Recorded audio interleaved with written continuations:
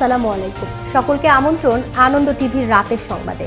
আপনাদের সঙ্গে আছি আমি শারমিন মনির। 24শে মে সোমবার থেকে স্বাস্থ্যবিধি মেনে আগের মতো লঞ্চ চলাচলের দাবি জানিয়েছে বাংলাদেশ অভ্যন্তরীণ নৌ চলাচল যাত্রী পরিবহন সংস্থা। শনিবার বেলা 11টায় রাজধানীর সদরঘাটে সংগঠনটির এক সংবাদ সম্মেলনে এ দাবি জানানোর পাশাপাশি নৌ মালিকদের মাঝে প্রণোদনা বন্টনেরও আহ্বান জানানো হয়। এতে লিখিত বক্তব্য পাঠ করেন সংগঠনের সিনিয়র ভাইস প্রেসিডেন্ট বদিরুজ্জামান বাদল। তবে লঞ্চ চলাচলের বিষয়টি বিআইডব্লিউটি এর একার সিদ্ধান্তের বিষয় নয় বলেও জানান বিআইডব্লিউটি এর চেয়ারম্যান কমডোর গোলাম সাদেক। আগামী 24/5/2021 তারিখে সারা দেশে স্বাস্থ্যবিধি মেনে পূর্বের ন্যায় লঞ্চ চলাচলের অনুমতি দেওয়া হোক। 2021 তারিখে মাননীয় প্রধানমন্ত্রীর মুখ্য সচিব নৌ পরিবহন প্রতিমন্ত্রী বিআইডব্লিউ চেয়ারম্যান বরাবর প্রণোদনার জন্য যে আবেদন করা হয়েছে তা অতি বিলম্বে মালিকদের মাঝে বন্টন করা হোক। সরকার যেভাবে চিন্তা করছেন সেভাবে সবার সহযোগিতা করা দরকার। যারা এই কোভিড সংক্রমণ নিয়ে ভাবছেন তারা যদি ভালো মনে করেন যে এখন লঞ্চ চলাচল করার সময় এসছে, অবশ্যই তারা ভেবে চিন্তে সেটা দেবেন এবং তাদের যে দাবি দেওয়া আমরা সরকারের কাছে পৌঁছে দিচ্ছি। এটা তো নৌ পরিবহন মন্ত্রণালয়ের একার সিদ্ধান্ত নয় বা বিআইডব্লিউটি এর সিদ্ধান্ত। বঙ্গোপসাগরে সৃষ্ট লঘুচাপটি প্রবল ঘূর্ণিঝড়ে রূপ নিতে পারে। এজন্য গভীর সমুদ্র থেকে মাছ ধরার সকল নৌকা ও ট্রলারকে রোববারের মধ্যে উপকূলে ফিরে আসার নির্দেশনা দিয়েছে আবহাওয়া অধিদপ্তর। একই সঙ্গে সমুদ্র বন্দরগুলোকে 1 নম্বর দূরবর্তী সতর্ক সংকেত দেখাতে বলা হয়। শনিবার সামুদ্রিক সতর্ক বার্তায় এসব তথ্য জানায় আবহাওয়া অধিদপ্তর। ঢাকা উত্তর সিটি কর্পোরেশনের মেয়র আতিকুল ইসলামের সহযোগিতায় এবং 19 নম্বর ওয়ার্ড কাউন্সিলের উদ্যোগে করাইল বস্তির শিশুদের মাঝে বিতরণ করা হলো শিশু খাদ্য, হ্যান্ড স্যানিটাইজার ও স্বাস্থ্য সুরক্ষা সামগ্রী। শনিবার বিকেলে বনানীর পল্লীবন্ধু এরশাদ উচ্চ বিদ্যালয় মাঠ প্রাঙ্গণে 19 নম্বর ওয়ার্ড কাউন্সিলর মফিজুর রহমান উপস্থিত থেকে বস্তির সুবিধাবঞ্চিত শিশুদের মাঝে শিশু খাদ্য ও স্বাস্থ্য সুরক্ষা সামগ্রী বিতরণ করেন। এ সময় ওয়াজ আওয়ামী লীগের বিভিন্ন পর্যায়ের নেতাকর্মীগণ উপস্থিত ছিলেন। এ সময় ভবিষ্যতেও এমন সহায়তা অব্যাহত থাকবে বলেও ঘোষণা দেন তিনি। আজকে এই দেশের আগামী দিনের ভবিষ্যৎ এই শিশুদেরকে আমরা আজকে দুধ এবং বিস্কিট, চকলেট, সাবান, হ্যান্ড স্যানিটারি দিয়ে আমরা তাদেরকে সচেতন করা, তাদেরকে আগামী দিনে গড়ে তোলার জন্য আমরা সহযোগিতা করছি। আমরা তাদের পাশে আছি, তাদের সুস্বাস্থ্য কামনা করছি। চট্টগ্রামের সাতকানিয়ায় কাঞ্চনায় পূর্ব বিরোধ ও ত্রাণের তালিকার নাম না থাকায় ক্ষুব্ধ হয়ে ইউপি সদস্যর পুত্রকে হত্যার ঘটনায় প্রধান আসামি খলিলুর রহমানকে গ্রেফতার করল সাতকানিয়া থানা পুলিশ। শুক্রবার রাতে উপজেলার খানকড়িয়া থেকে তাকে গ্রেফতার করা হয়। বিষয়টি নিশ্চিত করে সাতকানিয়া সার্কেলের অতিরিক্ত পুলিশ সুপার জাকারিয়া রহমান। জানান হত্যাকাণ্ডের সাথে জড়িত বাকি আসামিদের গ্রেফতারেও পুলিশের অভিযান অব্যাহত রয়েছে। দেখছেন আনন্দ টিভির রাতের সংবাদ, সঙ্গে আছি শারমিন মনির। চাঁপাইনবাবগঞ্জে আনুষ্ঠানিকভাবে উদ্বোধন করা হলো বাগান থেকে আম পাড়ার কার্যক্রম।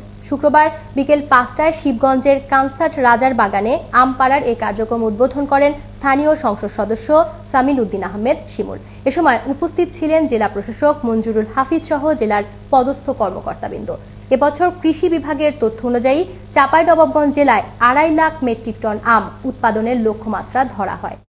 গোপন সংবাদের ভিত্তিতে চুয়াডাঙ্গার জীবননগরে অভিযান চালিয়ে 4 কেজি 500 গ্রাম গাঁজা সহ শাহিন হোসেন নামের এক মাদক ব্যবসায়ীকে গ্রেফতার করল র‍্যাব 6। শনিবার দুপুর 12টায় উপজেলার কাশীপুর কাঁঠালতলা বাজার থেকে তাকে গ্রেফতার করা হয়।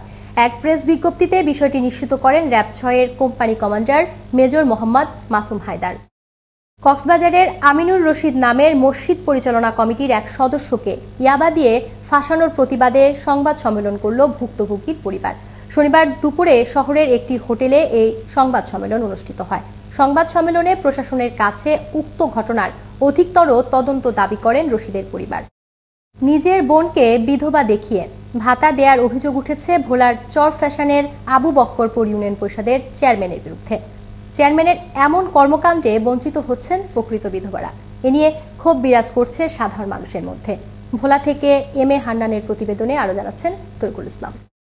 চেয়ারম্যান সিরাজ তার 3 বোন রেখা, সুরমা, কল্পনা এবং মৃত মা শাহনারা বেগমের নাম বিধবা ভাতার তালিকায় অন্তর্ভুক্ত করিয়েছেন আর নিয়মিতভাবেই তুলে নিচ্ছেন ভাতার টাকা। চেয়ারম্যানের এমন কর্মকাণ্ডে চাঞ্চল্য সৃষ্টি হয়েছে পুরো এলাকায়, আর এতে বঞ্চিত হচ্ছেন প্রকৃত বিধবারা। এ নিয়ে ক্ষোভ বিরাজ করছে সাধারণ মানুষের মধ্যে। বক্সওয়াতো হয় না, বিধবাতো হয় না। কোনো চেয়ারম্যান মেম্বারের কাছে গেলে আমার কোনো ইয়া দেয় না, দাম দেয় না, আমার কেউ কিছু দেয় না। এ বিষয়ে ক্যামেরার সামনে চেয়ারম্যান সিরাজ কথা বলতে না চাইলেও তার স্বজনদের বক্তব্যে উঠে আসে স্বজনপ্রীতির আসল চিত্র। আমার মা মৃত্যু হয়েছে, ওই টাকাটা আমার এই 2বার তুলে দিয়েছে, 3000 টাকা তুলে। স্থানীয় সাধারণ জনগণ এবং আবু বকরপুর ইউপির 8 নং ওয়ার্ড সদস্য কামরুল ইসলাম ভাতার কার্ড বিতরণে চেয়ারম্যানের স্বেচ্ছাচারিতার কথা তুলে ধরেন। বাড়ি আমলে একবারও বিধবা ভাতা পাই নাই, তো আমি পাবলিকের দিম কিভাবে? কারণ আমার তো বিধবা ভাতা দেয় না। চেয়ারম্যান সাহেব বর্ণন করিয়া দেয়, আমার বিধবা ভাতা একবারও পাই নাই আমি, এই বিধা আমার দেওয়া সম্ভব হয় না। এদিকে ঘটনার সত্যতা যাচাই করে প্রয়োজনীয় ব্যবস্থা গ্রহণের আশ্বাস দিয়েছেন উপজেলা সমাজসেবা কর্মকর্তা। বিধবাতার তালিকাগুলো ইউনিয়ন কমিটির কর্তৃক রেজুলেশনের মাধ্যমে আমাদের কাছে আসে, নামগুলো ইউনিয়ন পরিষদের জনপ্রতিনিধি যারা থাকে তারাই যাচাই বাছাই করে আমাদের কাছে প্রেরণ করে। তারপরে যেহেতু কেউ যদি এই স্বামী থাকা অবস্থায় বিধবা ভাতা পেয়ে থাকে, এরকম কোনো অভিযোগ আমাদের কাছে আসে না। যদি কোনো অভিযোগ আসে তাহলে আমরা যাচাই বাছাই করে এই দায়ীদের বিরুদ্ধে প্রয়োজনীয় ব্যবস্থা গ্রহণ করার জন্য কর্তৃপক্ষের নিকট সুপারিশ প্রেরণ করব। বিধবা ভাতার কার্ড সঠিক বিধবাদের হাতেই পৌঁছানো উচিত, তা না হলে সমাজের এক শ্রেণীর মানুষ তার অধিকার থেকে বঞ্চিত হবে। তাই চেয়ারম্যানের এমন কর্মকাণ্ডের সঠিক বিচার করে সঠিক উপকারভোগীদের তার ন্যায্য অধিকার বুঝিয়ে দেওয়া হোক, এমনটাই প্রত্যাশা স্থানীয়দের। তরিকুল ইসলাম, আনন্দ টিভি, ন্যাশনাল ডেস্ক। শনিবার বেলা 11টায় গাজীপুরের কোনাবাড়ির বাইমাইল এলাকায় কাভার্ড ভ্যানের চাপায় নিহত হলেন এক বৃদ্ধ। এ সময় ঘাতক কাভার্ড ভ্যানটিকে আটক করা হলেও পলাতক রয়েছেন চালক ও হেলপার।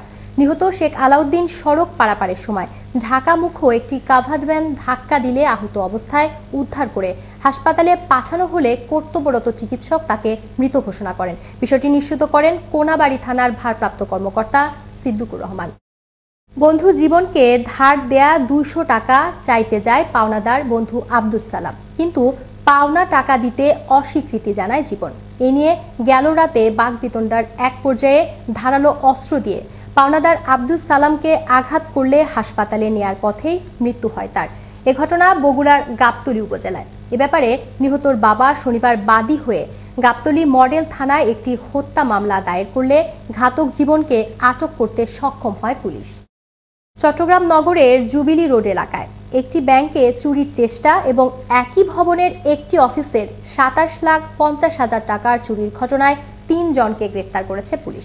পাশাপাশি এই ঘটনায় ব্যবহৃত সিএনজি অটোরিকশা ও নগদ 27,05,000 টাকাও উদ্ধার করা হয়। শনিবার দুপুরে চট্টগ্রাম মেট্রোপলিটন পুলিশ দক্ষিণ বিভাগের অফিসে সংবাদ সম্মেলনে উপকমিশনার বিজয় বসাক এ তথ্য নিশ্চিত করেন।